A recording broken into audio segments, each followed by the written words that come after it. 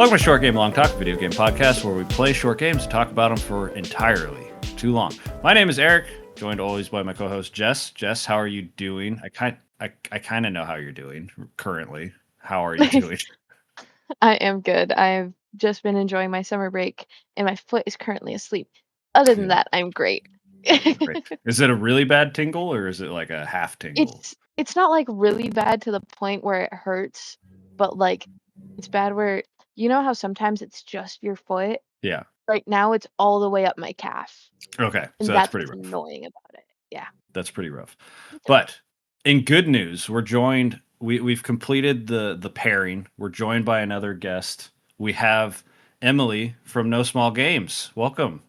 Hello, hello. Thank you. Thank you for Yeah, having me here. of course. Yeah, this before we get into the game, we played Minami Lane. I think without spoilers, we all enjoyed it quite a bit. We're gonna kind of just talk a bit with Emily about herself and No Small Games, and she's gonna answer the new guest questions of what's the favorite game of the list, not counting this one, obviously, of the games that we've covered on this, which is like 30 something now, which is always crazy to think about. And then also, what's a game that she would recommend for us to play? Another shorty game that can be around at max like 10 hours. You know, we can schedule around that, but we like to usually do under 6. I think we did Jusant last month, and that was pushing it. It felt like we hadn't done a game that was like over 4 hours in a while. So, Emily, Kate was just here recently. I would love to hear your pitch about what is No Small Games. Oh my gosh, yeah. No Small Games was born originally as a podcast first. It still is a podcast. Mm-hmm. But Kate and I met originally on Twitch because we were streaming all kinds of games and increasingly indie games. Mm-hmm. And actually, a community member of ours was like, "Hey, both of you really love indie games or really like talking about them. You should totally have a podcast." And I think we kind of laughed it off in the moment, and then we both like took a couple days and were like, "Wait, hold on. This maybe has some legs."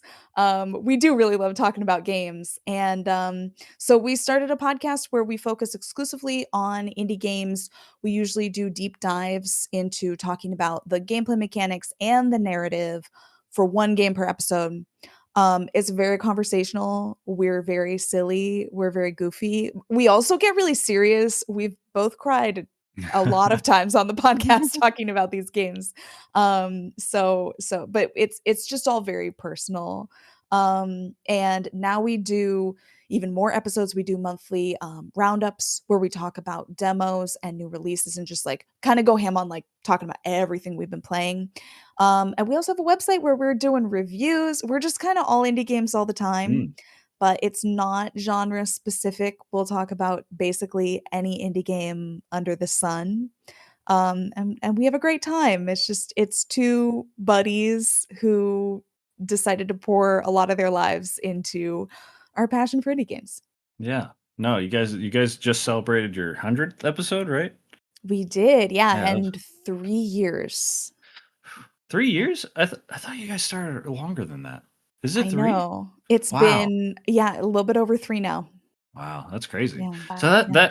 what was your first episode, like the date? Do you remember, or the month and year? I know it was, I think it was February. I think we recorded in February of 2023, and Mhm. the game was Later Alligator, which Oh. is not my answer to the upcoming question, but is a game that you guys should both play because it's Uh-huh. really fun and pretty short. Yeah. But we recorded the episode having pre-established that we might just throw it away. Mhm. We were like, "We don't know how this is gonna go. This might go right in the trash can." Mhm. And we recorded, and, we hit end recording, we're like, "Okay, I think we kinda maybe popped off with that. Let's Yeah. roll with it." Yeah, we haven't looked Yeah, back. that's that for listeners out there, that is good advice, by the way. Go into your first episode like you are going to dumpster it, Yeah. because sometimes you're done and you're like, that kind of sucked. Like, as somebody who's launched like 5 different podcasts, I've definitely dumpstered quite a few episodes. And that's another thing too, is like, if obviously me and Jess only record once a month, so we can't really dumpster an episode. But if you're somebody that's like cranking out episodes, feel free to just dumpster one occasionally. Like, sometimes Yeah. they don't need to see the light of day. Like, sometimes you're like, that one was okay. But it's healthy to feel that sometimes, because sometimes you do just have an episode where you're like, that wasn't very good. Yeah. I also tell myself a lot, like, you know what? Every episode doesn't have to be the best episode we've Nope. ever made. It can be okay. It can be Yeah. fine, and that's okay. Yeah. Because somebody's gonna like it. A 7 out of 10 is somebody's favorite game. Yeah. Yeah. Exactly. Yeah.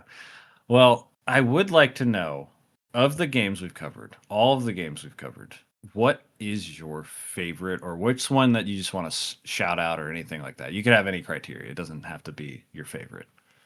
It was tough because y'all have covered a lot of really fantastic games that I really love. So I'm it's a glad to long hear that. list of a lot of favorites. I think my favorite has to be 1,000 Times Resist. Hell yeah. Yes. Yeah. Yeah. That's a great choice. That's what's so funny is I think we played that at the beginning of the year last year, and it was very funny to, like, we had a guest chime in on their favorite game of the year that we played, for our game of the year episode, because we do like a King of the Hill style game of the year at the end of each season, basically. And it was just so funny because I think it was AJ who was like, it's kind of hard not to just pick like one of the best games of all time as the game of the year. And it's like, yeah, that game is so good. Did you play Yeah. it? How did you come about it? Because that game just showed up in my Steam library, and I think it just came with a bundle, and it Mhm. like changed my life. So I'm curious how you came about it. I started playing it because Kate and I got invited to help judge the inaugural Indie Game Yes, Awards through that's 61 right. Indie.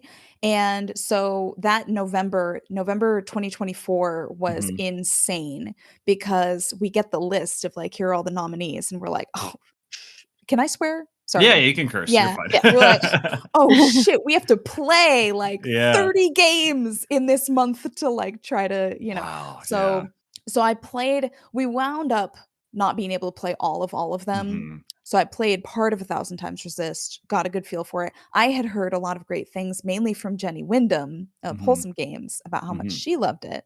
And they covered it on Geeks and Grounds, her Hmm. podcast. So I was already very stoked about it. But then after the IGAs, I went back and Hmm. played through the whole thing in about like a week and a half. Yeah, it's pretty And quick. yeah, and it's so gripping. You can't Oh not, my God. put it down. I was playing like Yeah. a couple of chapters per night for like a week. Oh, dude. Um and It's it's hard to just go like, to bed after playing that game. oh my god, yeah. And it's like truly a once in a generation kind of game. Like Hmm. it will change you as a person. I feel like it changed gaming in some ways. I think so So, too. Yeah. yeah.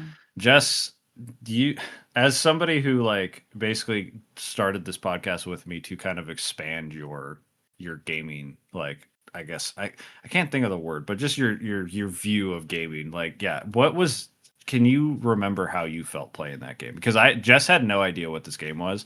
I, on I a had whim, reached out to Remy Sue to come on the show, and then he got back to me, and I was like, "Guess, Jess, you're playing this game." yeah. I like, because before that we were just playing walking sims or like Mhm. really cutesy little quick games. Because I was it was did we record that freshman year of college? I think no, that Going was, into my sophomore year, yeah, I think it was, well, so we recorded it December going into the next year. So it must have been, uh, 2024 of December. yeah, it might have been. Yeah, something like that. Yeah. Okay. So that was my sophomore. I'm getting it confused with Outer Wilds. That's why I Yeah. was like summer Look, going in. Remy did come on that episode, so that makes sense. I was busy, and so we were only playing like small games because Mhm. it was the transition between high school to college. You're right. And so this was like the time where I was finally settling into like getting the hang of college and everything. So I was like, it's like, okay, this is gonna be like a fun, cool game. And like I liked all the graphics. I was like, this is gonna be great. This is gonna be a cutie little fun, Uh-huh. quick game.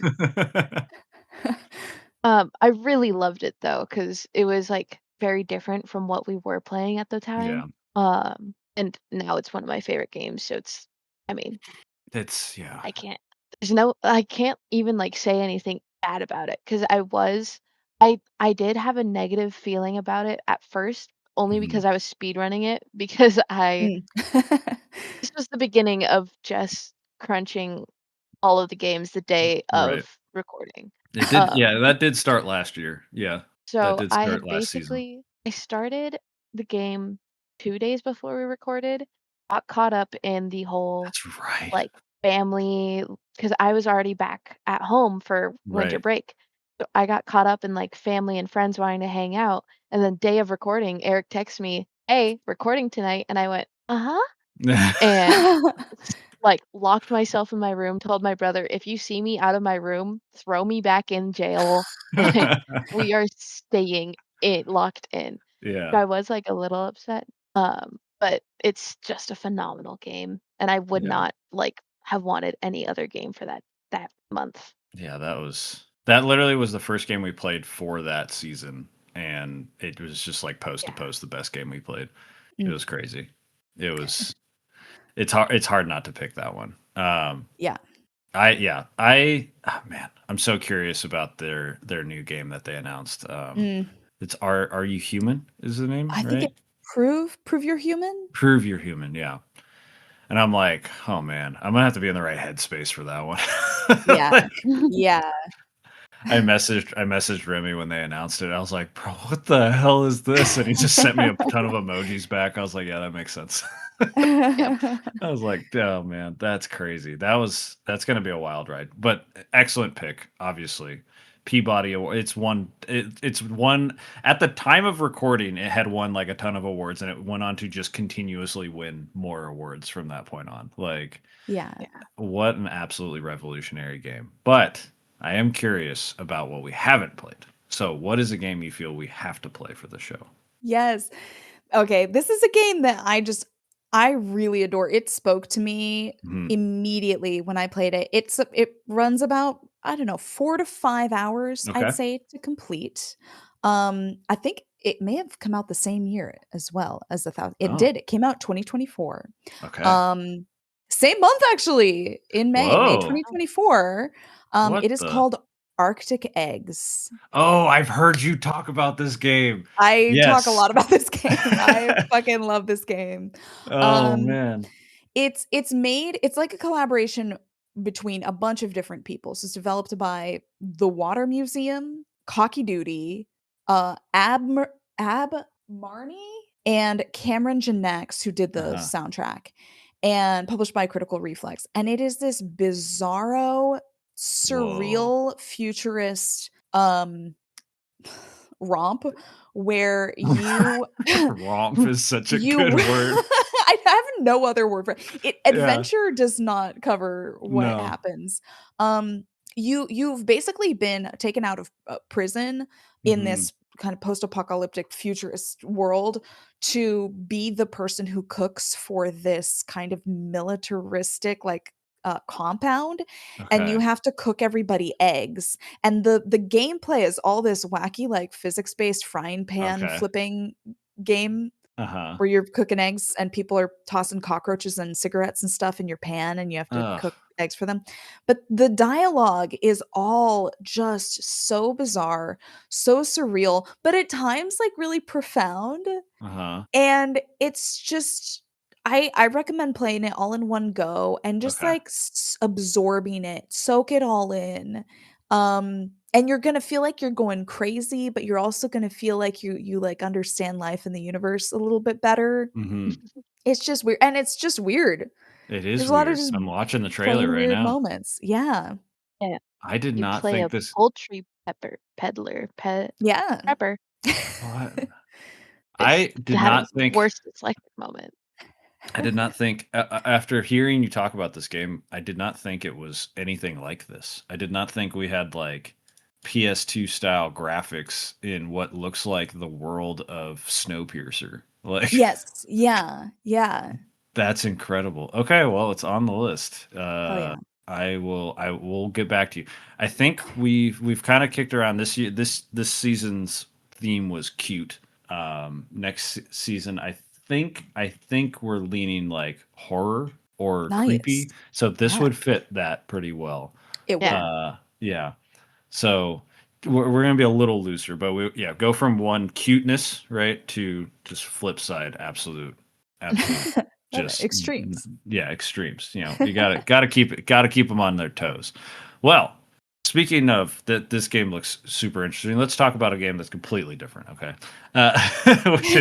which is the very cute, very just charming Minami Lane, which is a management like basically you can't even call it a city builder. It's a street builder management game, which came out in 2024. Weirdly enough, Oh yeah. and this one came out in February of 2024. So Nice. not another same exact. It came out. It's also on Mac. It's on Nintendo Switch. It's on Xbox, PlayStation. Which I'd be curious to know how those played because this game feels like it would not play the best on anything but a PC or, which I would kill for this, is an iPad. Like Yeah. this on an iPad would rip. Mhm. It'd be very, very good. But it was made by Doot and Blib Bloop, which I love that that's just what their names are for this, but it's Dorian Ziggurat and Dorian Randy. Wow, that's hilarious. Their names are that similar.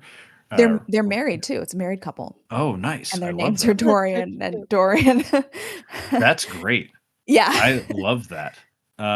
That's incredible. This is the second married couple game we've played on the show. The other one was I Was a Teenage Exocolonist, which is Oh, nice. another. Which if you guys haven't Right. played that, if you haven't played that for No Small Games, I You know need I've to. mentioned It's on the I've me- list. I've mentioned that I'm going to force myself onto the Sucker for Love games, but that one Hell is yeah. another one that, good God, I could talk about that game forever.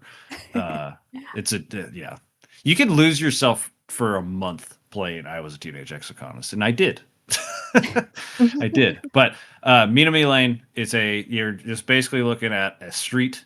You have little buildings. It's isometric view, and it's got that like I don't know what it is because I thought this game came out longer ago than 2024, just because it felt like there was a time period where just like whatever you were working on floating in the middle of nothingness kind of thing with like a backdrop, the street is just floating in the aether basically. I love that aesthetic. But you basically are, I forget the Tanuki's name. I think it's Emma, actually, Mhm. now that I'm thinking about it. Emma recruits you to beautify and reinvigorate Minami Lane with cute little mechanics. Jess, I'm gonna pass it to you first. I knew of this game just a tiny bit. What was your knowledge of this game? Absolutely nothing.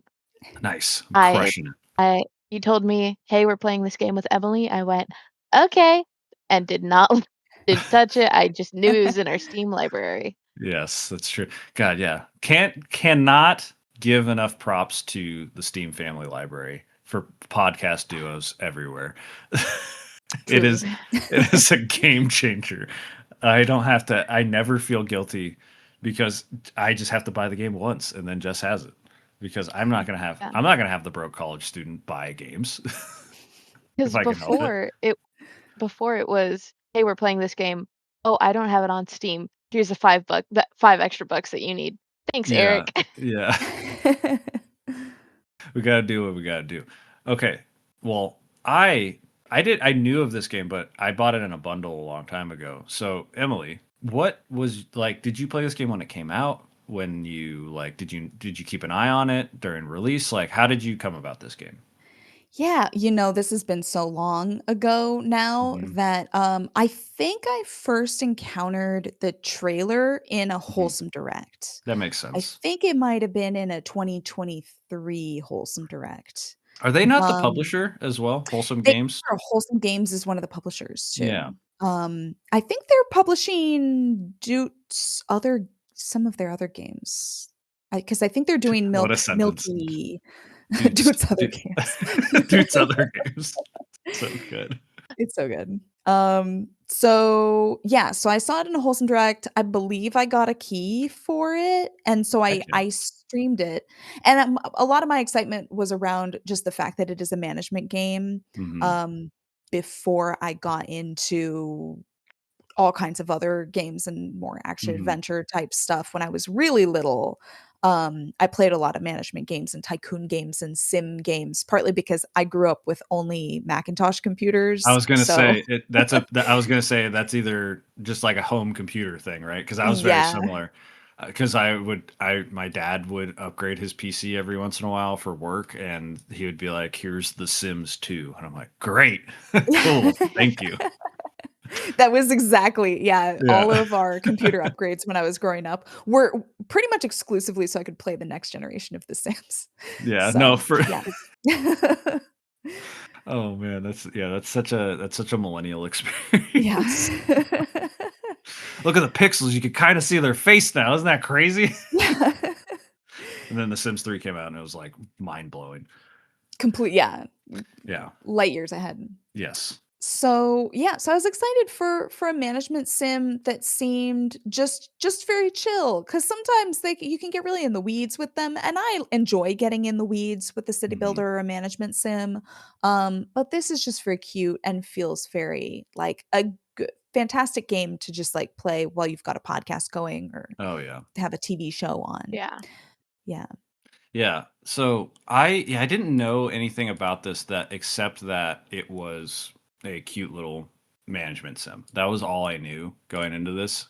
Like I said, I got it in a bundle, which a lot of the games that we cover on here are from a bundle. Where I was like, I've had passive interest in this, so I bought it, and I immediately like loved the concept of it's just mission based. It's not Mhm. like, and I looked it up like after I did like two missions, I was like, oh, okay, how many missions are there? And it was like five, and I was like, five? That's it? And I was like, but I actually kind of love it because it's like they introduce like the basic concept of like here's what you're trying to do. You're going to build a house. You're going to attract more like residents, and then you're going to make it so that this ramen shop is liked, and then your goal is to build a boba shop. And I was like, okay, we can do that. And then they complete the mission and you move on to the next one. They're like, okay, do you understand that concept? Now there's old people. And I was like, okay, got it. And old people they are okay with higher prices, and they like things different than the youth. And I was like, got it. Okay, understood. And they just kind of like do this nice little thing. And then at the end, they're like, here's everything. Make it so that your satisfaction rating is 100%, and get some yokai to show up. And I was like, cool. And then you just like get to use all of your tools. It was such a nice like, not once was I overwhelmed with the options at hand, right? If anything, I was like, oh, yeah, I would like to build two buildings in one day. Would that be possible? That would be nice. But that's the basic loop of the game is like you have a day, you at the beginning of each day you can do as many upgrades to buildings as you want once you unlock that, and you can build one building a day.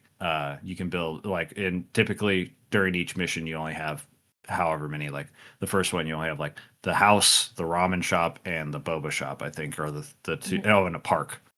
Those are the only things you can build, and eventually you get more and more until I think there's 12 unique Mhm. like buildings, and then basically for the main juggling of the gameplay is like for the ramen shop, you want to make sure that the price is good, the ingredients are to the liking of the people, and basically you don't know what they like, so you just make whatever. And then when the people leave their shop, they have little things on them. You click on them, and they're like, "I thought there was too many noodles. I want more pork, whatever." And then you make adjustments until they give it a 10 out of 10. That's the basic loop. Like, is there anything else I'm like missing from that loop before we start talking about like what we liked about this game? I don't Cool. think so. I love think it. I that's crushed everything. it. There's also cats. you can Thank Yeah. you God. can pet you can pet cats and click on bicyclists that roll through your street.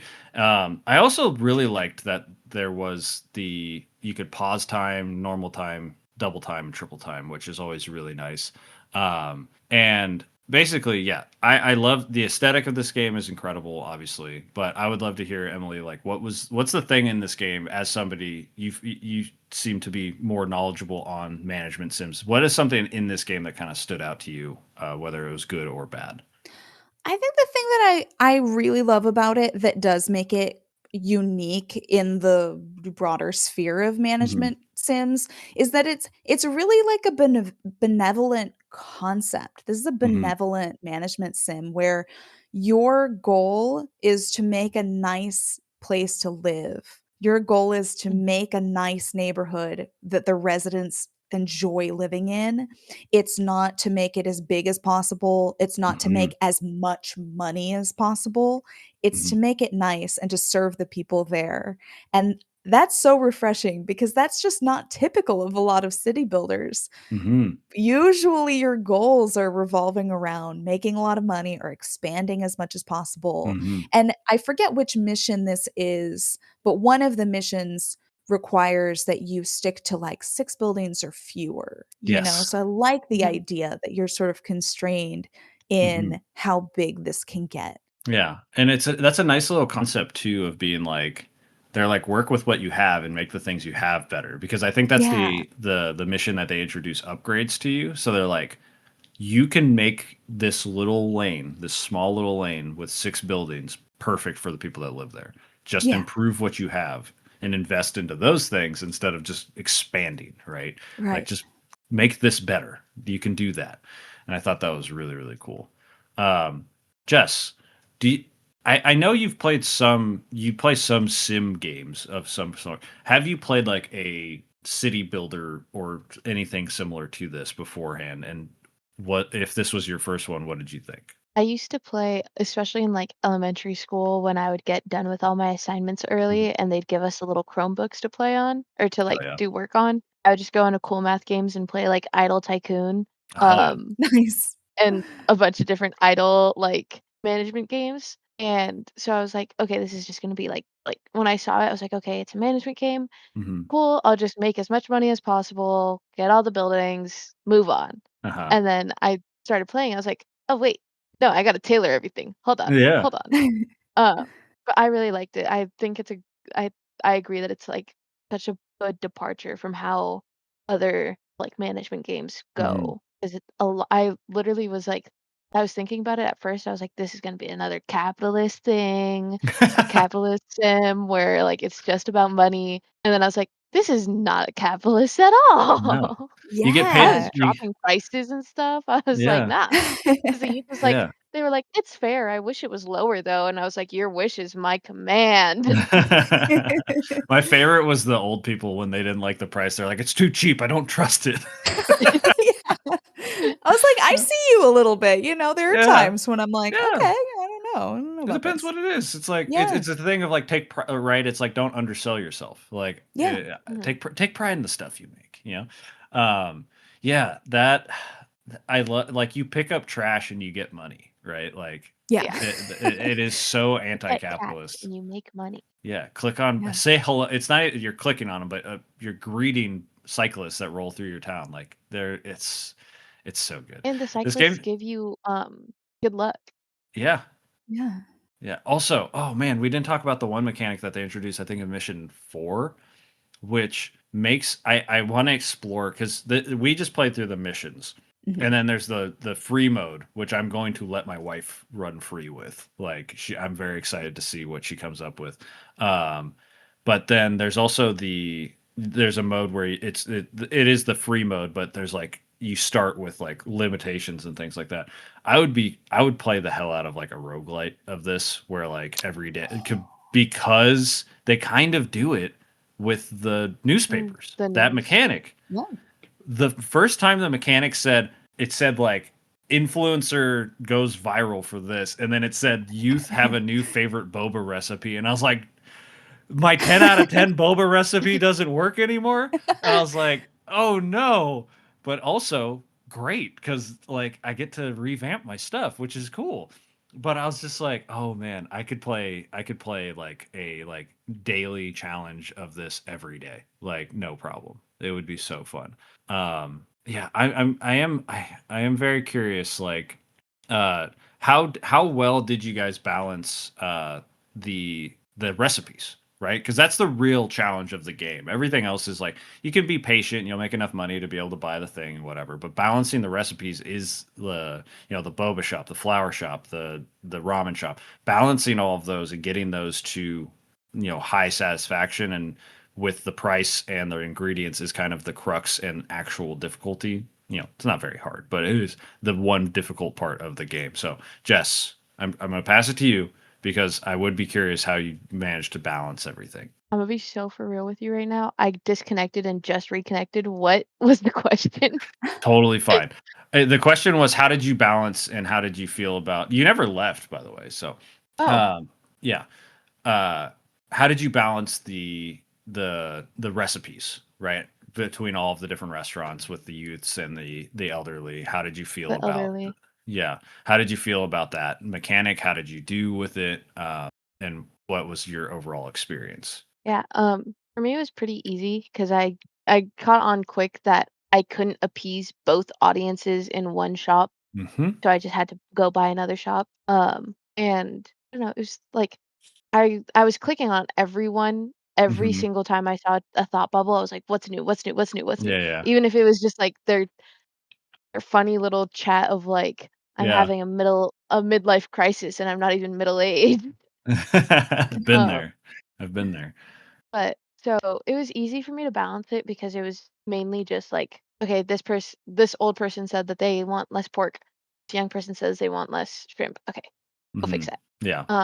I really liked it because it like I don't know, it reflects reality where Hmm. older generations and younger generations have very different tastes. And there was Yeah. one time where the elderly were like, "I want less sugar," to the point where I had 0 sugar. And Yeah. then Of course. the youth were like, "I want more sugar, I want more sugar," until I was like 5 sugars in, and I was like, "This is too much, guys." It was like sugar, tapioca, 1 tea, no cream. I was like, "This is too much." Just dissolving your teeth every sip. That's incredible.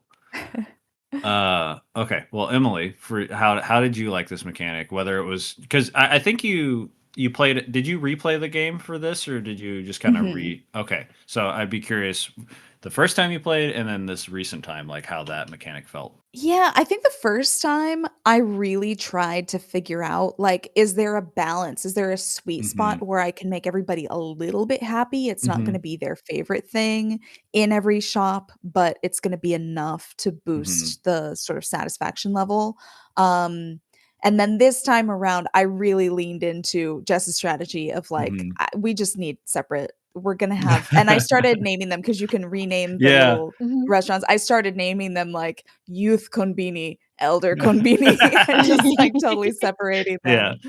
them. But I love the oh gosh, what's it called? It's like the service center. It's sort of like the The service community Mhm, center is center. so mhm. clutch. Yeah. So good. I loved the upgrade where you can get, I guess Emma goes Survey. around and is your like little Yeah. survey taker, and then you get like some labels on your kind of management Hmm. menu that show you like who's perfectly happy with the Right. state of the ramen or whatever and like what their feedback is. That was really nice because with my Yeah. ADHD, I'm clicking on people trying to, I'm like reciting to myself more noodles, Yeah. more noodles, more noodles till the Yes. Yeah. morning of the next day. So just Yeah. having that logged somewhere was really nice. When they introduced the mechanic of being able to save those, I was like, Yeah. oh, Mhm. thank God. I was like, Yeah. it's so hard to keep track of. Yeah. Because like at one point you Oh, have the ramen shop and the boba shop, and they tell you, I think in mission one, like, hey, you might not be able to please everyone, so it might be worth it to have two. And I was like, okay, so I have two ramen shops and two boba shops. And I'm like, I gotta keep track of all these different ingredients. And then the next mission, they're like, oh hey, if you click on the thing, you could save. And I was like, oh thank God. Because the last mission, I can't imagine doing any improvements without the service center. Like, Yeah. because like the amount of trash, how far out you can zoom, and the amount of trash you would have to find, no way, impossible. So I do, yeah. What's funny is I brought this question up because I was doing what you guys were doing for missions 1 through 4. I would be like, I'm gonna build 2 boba shops and 2 ramen shops, and then something weird happened in mission 12, or not 12, with mission 5. I had like tripped you guys up for a second with the 12. Like I wanted to just get the 12 things, and then I was like, let's just get those, and then the goal is the optional goal is to build all 12 unique buildings, and then also get the yokai. You want to get 4 yokai, which you have to have 100% satisfaction, and then you have to buy the tree, and then you can upgrade it twice to get there. And so I was like, okay, I want to focus on the 12 buildings, and so we'll get those.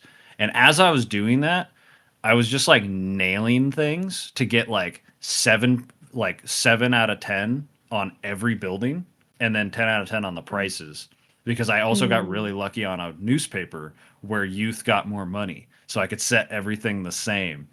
And then I was like, oh, okay, we're just building this community. And then all of a sudden I had 100% with like 7s across the board, aside from like a couple buildings where I had 2 of them. But I was like, that's such a like, the gamified thing is to build 2. But for me, it's like in a real small community like this, you would want to appease like the whole community Everyone. with 1 shop. Yeah. And I was like, oh, that's so interesting. And I was like, it obviously was just on accident. Like, one of the funniest ones was I had an Incombini where it was like, I would like, I did, I just clicked 3, and I was like, okay, cool, we'll pass it off. And then the youth went in, and they're like, oh, this shop is perfect. And I was like, well, I have to build another one and just pick the opposite to get the perfect 10 out of 10 for the elderly. And it was so funny. Did you guys get that at all? Did you nail? Yes. Like, oh my God. Yeah. That feeling is incredible. Got it Because with you have sorry. Got it with No, you're the good. elderly and karaoke. So it was like Yes. I like put it in. I was like, and then Billy came out and was like, I got 3 things from the karaoke place. This is perfect. I was like, what? Yeah. All right. What are the other? Yeah. And the youth liked 1 of them. So I was like, okay, Mhm. the other 2, perfect. Yeah. Yeah. I love that there is a bit of overlap sometimes. Yeah. Which is good. And I thought it was so funny too, because it is really just random, right? Because you build a karaoke place and you're like, there's no way the elderly would like a song called Demon. And they're like, I love Demon. I'm so happy they had it. And I was like, okay, got it. It's not a taste thing. Because I was like, for the Combini shop, I was like, obviously they're gonna want like, the most basic stuff, and they're like, they had nothing I liked. And I was like, okay, got it. You want the latte and the like you want all the stuff that I thought the youth would like, which would be funny. But I'm glad that it's all just random, because you can't just like be like, yeah, this is it, and be done. I'm trying to think of, do you guys have a favorite like aesthetic shop that you could build? Maybe the florist. The florist was so cute. Yeah. The Yeah. florist is really cute. And it does like, that's actually another good question. Did you guys like color coordinate across your street, or did you just kind of go off of vibes when you were building something? I just went off of vibes, to be so for real. I Yeah. was just like, 3 green, Yeah. pink. She was speed running it. Jess, what did you have a favorite building? I don't really know if I had like an absolute favorite. I really liked when I would upgrade the houses to Mhm. be prettier instead of have more Yes. people. I God, what a think the choice. prettier option was Oh, yeah. so much better Yeah. than just I love that like choice. basically copying and pasting it. Yeah. I loved that choice of being like, you can upgrade this. You can get 5 more people to live here, or you can make your environment prettier. And I was like, what a choice. What a choice. And what's funny is, having a couple of the taller buildings does make it evens things out nicely. So it does kind of balance out. But I think my favorite is the bookshop. Mostly because I had one that I put next to a boba shop, and they just looked so cute together. I was like, what a nice place to be. A bookshop right next to a boba shop, and then to the left of it is the hot springs. And I was like, oh, That's the dream. That's Yeah. literally the dream. Like, what an incredible place to live this was. And I also the Combini shop is also good because I feel like it has the Yeah. most customization with the colors. I feel It's like it, cute. Mhm. yeah, it's really really cute. Okay, I'm starting to run out of things to talk about. Is there anything you guys would like to cover before we kind of wrap up our talk on this? I don't think so. Okay, I well I just will. remembered Okay, yes, this is why I asked the this the question. music. Oh, the music's so There was Oh, good. yeah. there was one point where I was doing laundry while I was Hmm. like playing, so back and forth. I would just like throw in the load into the dryer, come back, play for however long, Hmm. and I have this really bad executive dysfunction. So if I don't do the thing that I need to do in the moment Hmm. that I have it in front of me, won't do it. So I Yeah, put all the like clothes on the bed and I was like, I have to fold these right here, right now. And I still had the game up, just paused. So I was listening to the soundtrack while I was folding clothes. that's And it was perfect. just so It's it a was great. peak. It's a It's so it's a good. it's a great. It's literally, this is kind of like a idle game, right? Like this is a perfect little background game, like, or background soundtrack. It's perfect. So Yeah. that makes total sense that you did that. Um, Am I crazy that the music gets different when you hit, like, over 80% I feel satisfaction? like it did. I feel like I at feel one like it point I got remember. peppier. Yeah, I feel like I remember at one point the music like changing, and I was like, "Whoa, Yeah. the music changed." Yeah. Oh, somebody can confirm that. Somebody can confirm if that's the thing or not, because I feel like that's correct because it felt like that. Well, the thing I was going to bring up before we wrap up, and I give the floor to Emily, who I'll give a background on what brought her to this episode specifically.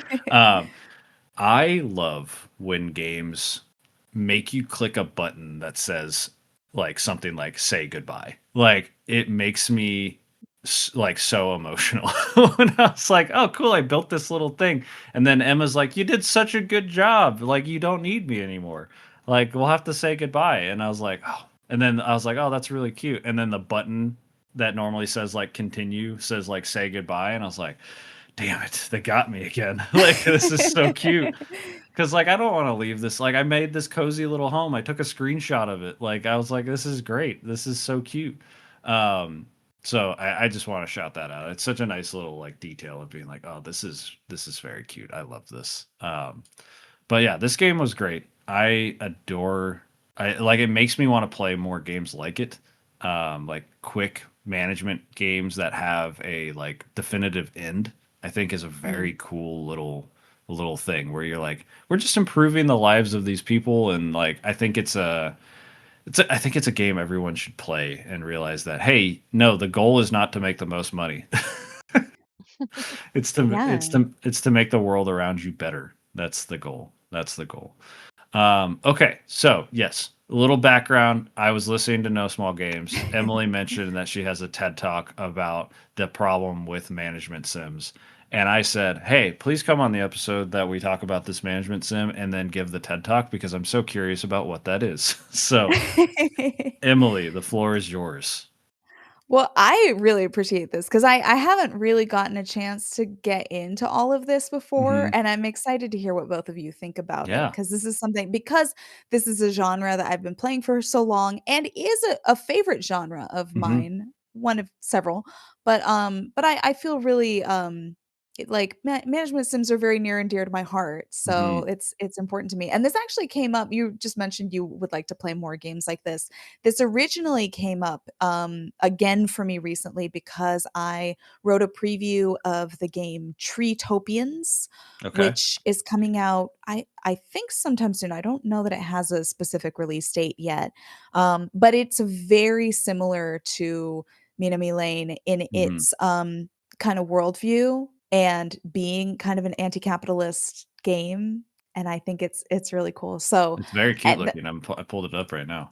that's how this kinda came up recently for Yeah. me. So, this isn't necessarily, like, a beef with the genre as a Hmm. whole. Um, I think that this is just a very loaded genre ideologically, Hmm. and I think that that is not something that I hear enough people talking about.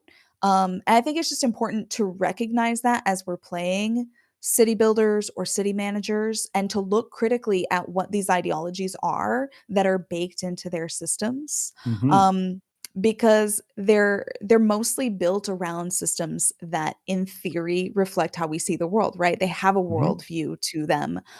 Just like platformers are built around like our basic understanding of how physics works, and then Mhm. they'll give it a spin. Our understanding of how society works, it are these underlying rules to city builders. And very often I see rules that are presented as sort of matter of fact or matter of course in city builders that are really, really rooted in like the time and place and culture that Mhm. the, in which the game was developed, but they're being Mhm. presented as universals. So things that really rub me the wrong way when I see them in city builders that are pretty common are things like the idea that building high density housing or affordable housing in your city naturally leads to higher crime rates, and Yeah. that those can only be addressed by adding police stations or Mhm. hiring police officers. That's like a very common one Right. in games like, SimCity, or like I really love the series Tropico. I Mhm. love the series Tropico, but there's stuff like this baked in, Right. right? Or the idea, and Minami Lane even has this kind of this idea that parks and green spaces really only increase this like beauty or aesthetic stat for Mhm. your city, but there are so many other really important the kind of value added that you Mhm. get from having green space. They become third spaces. There are health benefits to it. There's mental Mhm. health benefits to having green space in your city. Um, it's free community building, like it's a place for people to Yeah. gather. Yeah, that Um, was something I thought was interesting that wasn't in this game, that I was like, yeah. the parks are only used as, like, a beauty thing, and I think there's, like, a donation thing as well, but I was Mhm. like, it is interesting that there's no other purpose for it as somebody who grew up, like, nearby a lot of parks, and I was like, Yeah. you would think there would be some kind of thing that we can interact with, like, "Oh, they want this thing at the park," kinda thing. So, yeah, Mhm. that is interesting. Sorry to interrupt. No, yeah, it's I have more example. I mean, like the buildings that we would call third spaces, like Mhm. arcades, bowling alleys, festival grounds, or Mhm. whatever, are usually just adding to entertainment, kind of an entertainment stat or Mhm. entertainment needs for the community. Um, but those third spaces can also be a way to reduce crime rates by, Mhm. giving spaces for people to gather that are safe, that are welcoming to, multi-generational communities. So the thing that rubs me the wrong way is that these are presented as universal, right? Mhm. Not necessarily that any of this is like fundamentally untrue in one place or another. Um, or that anything is inherently like bad or problematic about any one or other Mhm. system. But I think it's just something that's really important to talk about. And I think I don't really hear this very much among Mhm. conversations around city builders. And I don't see a lot of city builders that kind of treat some of these ideas aspirationally. Like, what if we could make a better city? What if we could Mhm. make greener cities or happier cities, that Yes. foster community more, kind of progressive attitudes towards Mhm. city planning?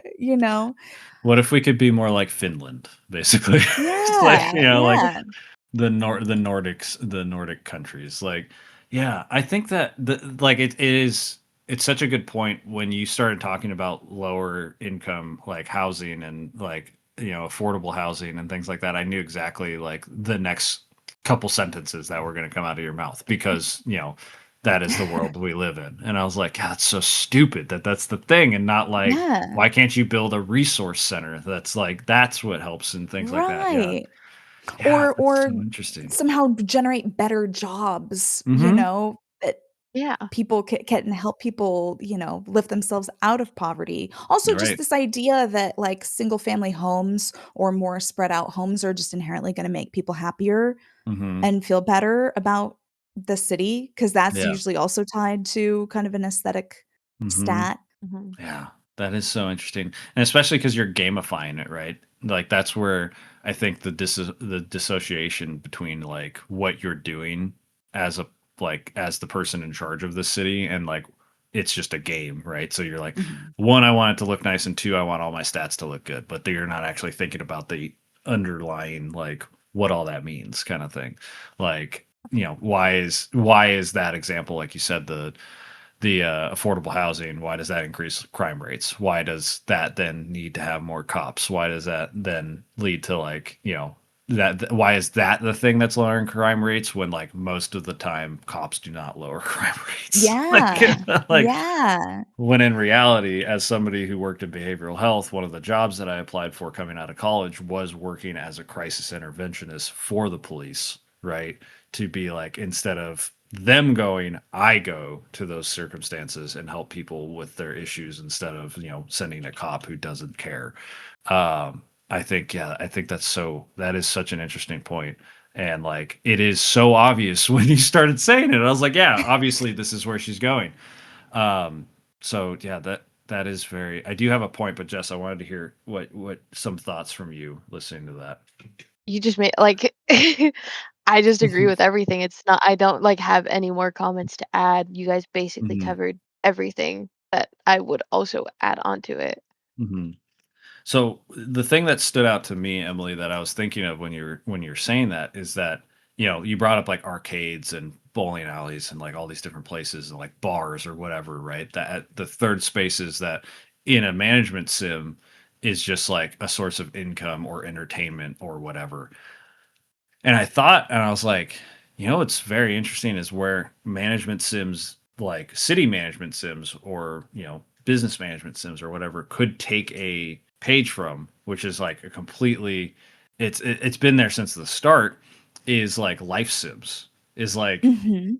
a bar in a life sim raises a specific stat. It has nothing to do with your income. It raises like your happiness and maybe like some random stat, right? Or like even if you just go to something that's like, obviously it is a life sim, but it's not a super deep one, which is Persona.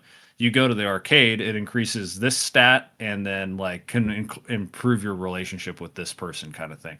And it's like such an obvious thing that's been there forever, is that these third spaces all have unique values to them, right? Going to the Mhm. arcade is different than going to the batting cages. It's different than going to karaoke. It's different than going to, work a job. Because even in life sims, working a job is not about making money. It's about, yeah, getting enough money to then do the thing you want.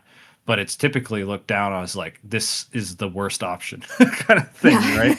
So it is very interesting that I was just thinking, I was like, well, if life sims can have a aspect of these third spaces to also improve something outside of just like the entertainment or happiness, like it feels like it should very, very easily be implemented into a city management thing as well. Mhm. Yeah, that. Yeah, and you don't have, like, a public health stat. You'll Hmm. sometimes have, like, city events where, you get a little notification that, like, "Oh, your people are getting sick, you gotta build a hospital." Hmm. But there's not, like, a general, like, public health stat or Right. fitness stat. Like, how Hmm. can your residents get enough exercise? Are they getting outside? Is the air clean enough for them to breathe and stay Hmm. healthy? Like Oh, they could implement a steps tracker. How many steps you got in like in all your city? That'd be incredible. There's so many things you could do to make it like very unique.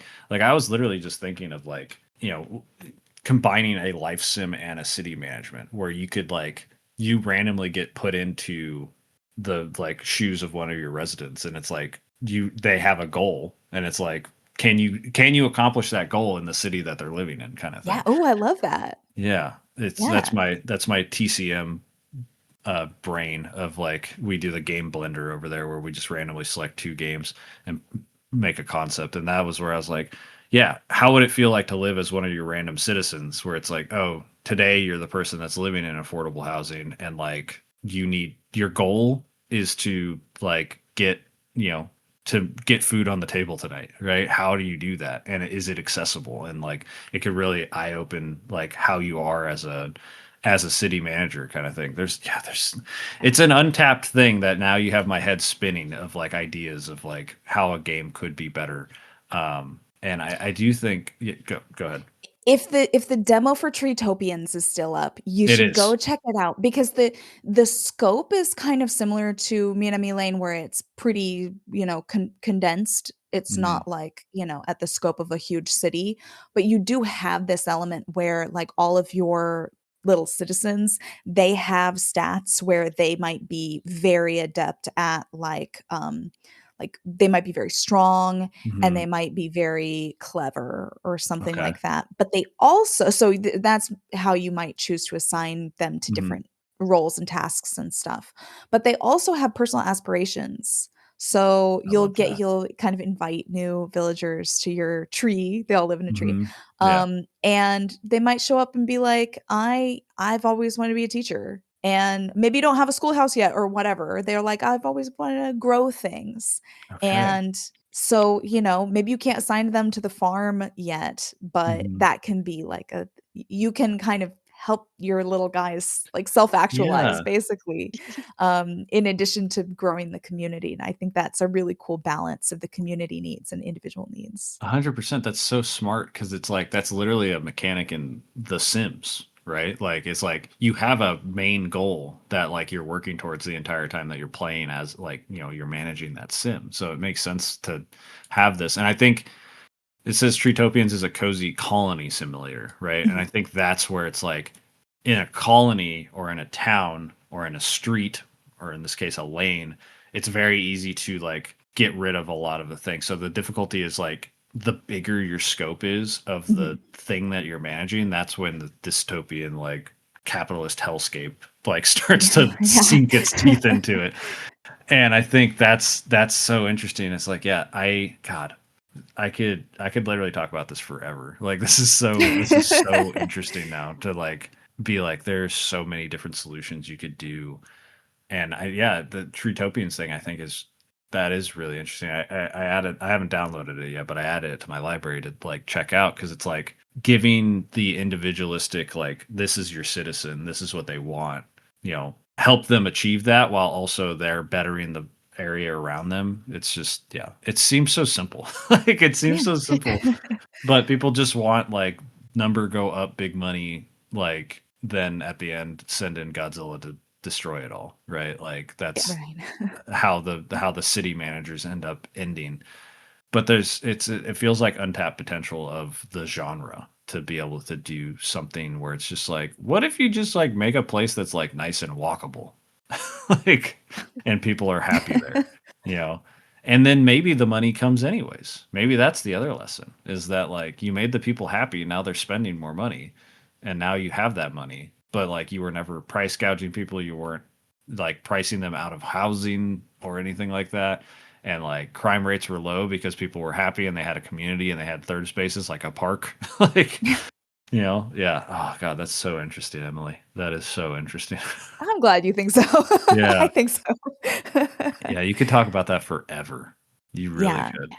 Well, Just from like city planning, like layout perspectives, there's all kinds of research right now going on too into like how do you design for community rather than designing for optimizing, traffic or commerce or whatever. Yeah, and that's the truth. Like every time I go, we're just like completely like going off of a tangent. I don't even care. Anytime I go to a city that's like walkable, and then I come back home, I'm like, God, I would love to not have to have a car. That would be so nice.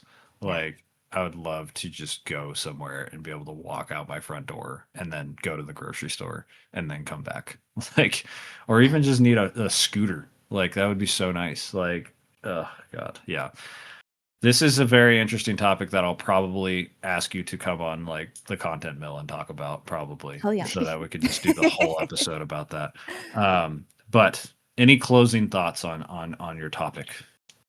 No, I think that like a lot of things of this nature, I don't feel I'm here to like arbitrate what is good or bad, Right. design or values, but I think it's good for us to like talk about. And I don't hear as many conversations around this as I want. So I just want more people to think more critically about what are the values in the games they're playing, what's being presented as fact that maybe is not fact or universal. And let's talk more about it. Yes, I agree. Yeah. I agree. Well, with that, we're going to wrap up this very inspiring episode of Minami Lane, about Minami Lane. Emily, where can people find you, though? Yeah. Well, first off, thank you, Eric. Thank you, Oh, Jess, of for having me course. on. This was Of so course. delightful. I really appreciate it. Yeah, you're welcome back Um, anytime. amazing. Folks can find me online on Bluesky, Instagram, Twitch, and maybe elsewhere as a specific egg. Yes, a little random. A specific egg EGG. Mhm. And then you can find all of No Small Games, all of our episodes, all of our articles, all that good stuff at nosmallgames.com. And we're also on, all the podcasting Yeah. services, more than I can even name. There's so many. There's so many. There's so many, and they're growing all the time. Yeah. Yeah, definitely go follow No Small Games. Go follow Emily on Twitch. It's a good hang. There's a lot of things I'm learning from just watching your stream and being like, Oh. you can do that. You can give users entrance music. That's crazy. Hell yeah.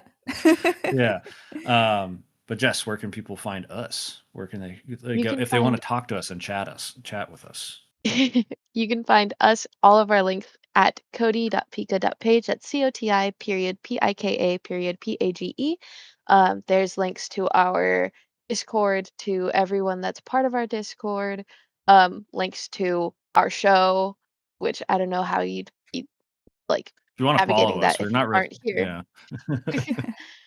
Um, yeah, or just search up short game long talk, but the biggest and easiest way is coti.pika.page. Yes. Yeah. And then if you want to find my stuff specifically, I don't normally plug myself, but I do own the domain mrthehuman.online now, which is pretty neat. Hell yeah. Yay! So instead of having to say mrthehuman shop.fourthwall.com, you can just go to mrthehuman.online to find all of my stuff. Isn't that neat? I feel like a professional now. Yeah. So yeah, Emily, thank you so much for coming. This was such a good time, such a good chat. Went all over the place, all because of this cute little game called Minami Lane that everyone should go play. And with that, we're going to get out of here. Take care. On your way. Bye.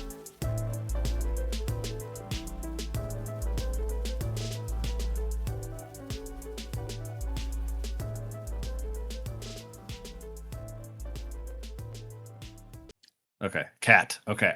I thought you were like messing. Pooter. Oh, Pooter. That's right. Oh, such a Oh. cute cat. So cute. Yeah. I thought you were, I straight up for a second, I thought Pooter's head was your mic. So I thought you were just messing with your mic. And that's why I was asking if you were good. Okay, bye, Pooter. Okay. No, Goodbye. my mic is headset. Oh, Okay. Pooter, you're in my way, buddy. No, love you too. I think you're in Pooter's way is actually more accurate if I were to guess. Pooter. Okay. He was climbing all over me.